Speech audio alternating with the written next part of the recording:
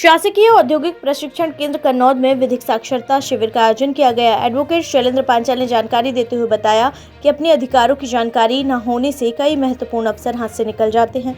Advocate Shailendra Panchal ने जानकारी देते हुए बताया कि कार्यक्रम का शुभारंभ सरस्वती वंदना एवं दीप प्रज्वलन के साथ किया गया। इस शिविर में न्यायाधीश अमित निगम ने मुख्य वक्ता के रूप में संबोधित किया और कहा कि विद्यार्थियों को स्कूली स्तर से ही कानूनी ज्ञान और अपने अधिकार और कर्तव्यों को जानना आवश्यक है। उन्होंने अनेक उदाहरणों के माध्यम से बताया कि कानूनी ज्ञान कैसे रोजमर्रा के जीवन में सहायक साबित हो सकता है। साथ ही उन्होंने इस बात पर जोर दिया कि अपने अधिकारों की जानकारी न होने से कई महत्वपूर्ण अवसर हाथ से निकल जाते हैं। न्यायाधीश निगम ने यह भी कहा कि हर व्यक्ति को अपने क्षेत्र और व्यवसाय से जुड़े कानूनों को पढ़ने और समझने की कोशिश करनी चाहिए। इस दौरान विद्यार्थियों और शिक्षकों ने कानूनी विषयों से जुड़े सवाल भी पूछे, जिनका न्यायाधीश ने सरल भाषा में उत्तर देकर उनकी जिज्ञासाओं का समाधान किया। इंदौर में वीआरटीएस कॉरिडोर हटाने का कार्य देर रात 12 बजे के बाद शुरू हो गया। शहर में बढ़ती ट्रैफिक समस्या और जनता की मांग को देखते हुए यह फैसला लिया गया था। मुख्यमंत्री डॉक्टर मोहन यादव ने कुछ दिन पहले वीआरटीएस हटाने की घोषणा की थी, जिसके बाद प्रशासन ने चरणबद्ध तरीके से इसे हटाने की प्रक्रिया शुरू कर दी। सबसे पहले जीपीओ और शिवाजी वाटिका क्षेत्र में वीआरटीएस हटाया जाएगा।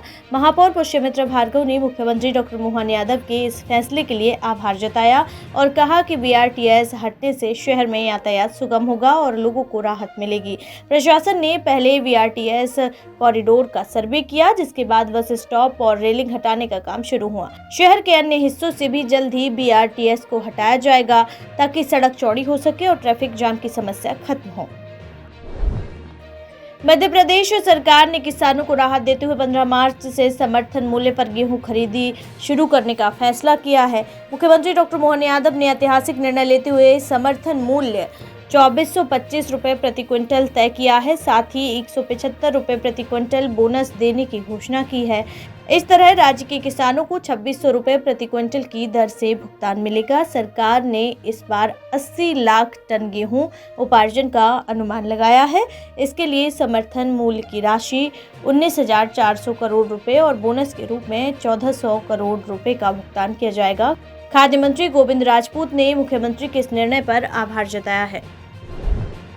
नगरीय प्रशासन मंत्री कैलाश विजयवर्गीय आज एमआईसी सदर मनीष शर्मा के निवास पहुंचे, जहां उन्होंने उनकी मां के स्वास्थ्य की जानकारी ली। इस अवसर पर मंत्री विजयवर्गीय ने मनीष शर्मा को उनके जन्मदिन की शुभकामनाएं भी दी। मीडिया से बातचीत में उन्होंने विभिन्न मुद्दों पर चर्चा की। प्रदेश संगठन को लेकर उन्होंने बताया कि भारतीय जनता पार्टी के प्रदेश अध्यक्ष जल्द ही पार्टी के वरिष्ठ नेताओं के साथ बैठक करेंगे, जिसमें संगठनात्मक विषयों पर चर्चा की जाएगी। विजयवर्गीय ने इंदौर में वीआरटीएस कॉरिडोर को खत्म करने के फैसले की प्रशंसा की। उन्होंने कहा कि यह इंदौर के हित में लिया गया निर्णय है और भविष्य में यह एक अच्छा फैसला साबित होगा। यूनियन कार्बाइड के कचरे के मुद्दे पर प्रतिक्रिया देते हुए मंत्री विजयवर्गीय ने कहा कि यह मामला हाई कोर्ट के फैसले से जुड़ा हुआ है और कांग्रेस इस पर राजनीति कर रही है। उन्होंने बताया कि कचरे की जांच जारी है और हाई कोर्ट के निर्णय के अनुसार ही निपटान की प्रक्रिया अपनाई जाएगी। इस मुलाकात के दौरान मंत्री विजयवर्गीय ने परिवार के सदस्यों से बातचीत की और उनके सुख समृद्धि की कामना की। पारिवारिक झगड़ा है, मुझे लगता है, ऐसा लगता है मुझे, मैंने पढ़ा उसको, तो समाज के कुछ लोगों का झगड़ा है वो। अब मैं देखूंगा उसको कि उसमें न्यायालय में भी चल रहा है वो, और अब उसमें क्या हो सकता है ये उनसे बात करने के बाद। हमने कैलाश जी को बताया कि ऐसे लोग जो इंदौर में 150 करोड़ की कर चोरी करी, 300 करोड़ की पेनल्टी सहित इन लोगों के ऊपर कस्टम की कार्रवाइयां हुई और इससे हजारों करोड़ का किसानों को नुकसान हुआ, इन सब चीज़ों पे आपकी दृष्टि जानी चाहिए। आप लोगों के ध्यान में, संज्ञान में हमने उनके लाए। और जैसे इन्होंने स्टॉक लिमिट हटवा के केंद्र सरकार को गुमराह करके मेरे साथ भी मेरी दुकान पे करोड़ों रुपए खा गए, लेन देन नहीं किया और षड्यंत्र पूर्वक फर्जी एफआईआर कराई, तो आज हमारे साथ अग्रवाल समाज के 3 संगठनों के वरिष्ठ लोग सब आए हैं और हमने सबको कैलाश जी को आग्रह किया है कि साहब ये इस टाइप के कृत्य करने वालों के खिलाफ सख्त सख्त कार्रवाई होनी चाहिए, जो आगे इस टाइप का करने का कोई प्रयास न करे। ऑनलाइन ठगी के मामलों में लगातार बढ़ोतरी हो रही है और अब ठगों ने आम जनता के बाद एक जज को भी अपना शिकार बना लिया। इंदौर में पदस्थ एक जज की फर्जी प्रोफाइल बनाकर ठग ने उनकी कॉन्टैक्ट लिस्ट से जुड़े लोगों से पैसे मांगे। क्राइम ब्रांच को मिली शिकायत के अनुसार जज की फोटो लगाकर फर्जी सोशल मीडिया प्रोफाइल बनाई गई। फिर उसमें जुड़े लोगों से आर्थिक मदद के नाम पर पैसे मांगे गए। इस ठगी में 70,000 रुपए भी ठग के खाते में ट्रांसफर कर दिए। घटना की जानकारी मिलते ही इंदौर क्राइम ब्रांच ने तुरंत संज्ञान लेते हुए आरोपी के खिलाफ FIR दर्ज कर ली है।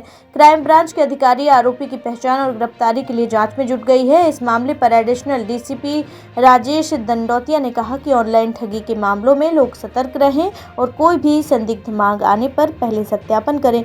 उन्होंने जनता से अपील की कि बिना जांच पड़ताल के किसी भी व्यक्ति को ऑनलाइन पैसे ट्रांसफर ना करें।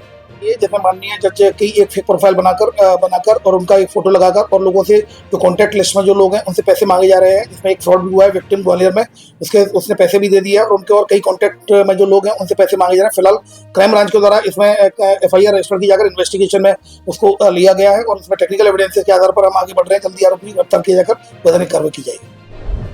शहर में लगातार बढ़ रही दोपहिया वाहन चोरी की घटनाओं के बीच एरोड्रम थाना पुलिस को बड़ी सफलता हाथ लगी है। पुलिस ने एक शातिर वाहन चोर गैंग को गिरफ्तार किया है जो OLX पर फर्जी कागजात बनाकर बुलेट और अन्य गाड़ियां बेचते थे।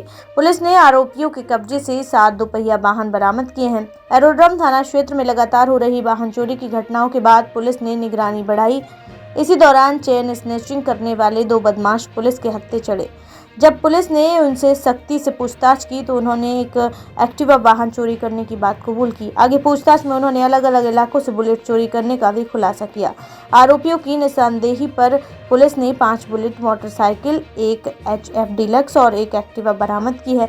पूछताछ में आरोपियों ने बताया कि वे चोरी किए गए वाहनों के फर्जी कागजात तैयार कर उन्हें OLX के जरिए बेच देते थे। फिलहाल इस पूरे मामले में गैंग के 2 अन्य साथी नवदीप और पिंटू उर्फ शैलेंद्र फरार हैं, जिनकी तलाश पुलिस कर रही है।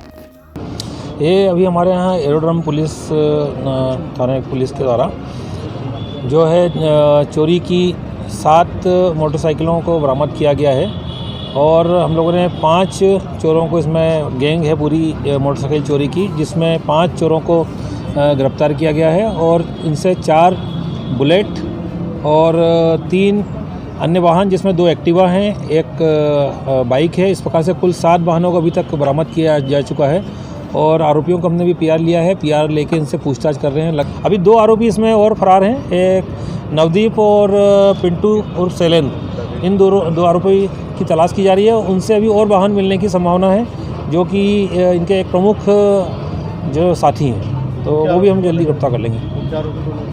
मुख्य आरोपी शिवा, नीलेश और सभी लोग मिलजुल के करते थे। सभी आरोपी बराबर हैं इसमें।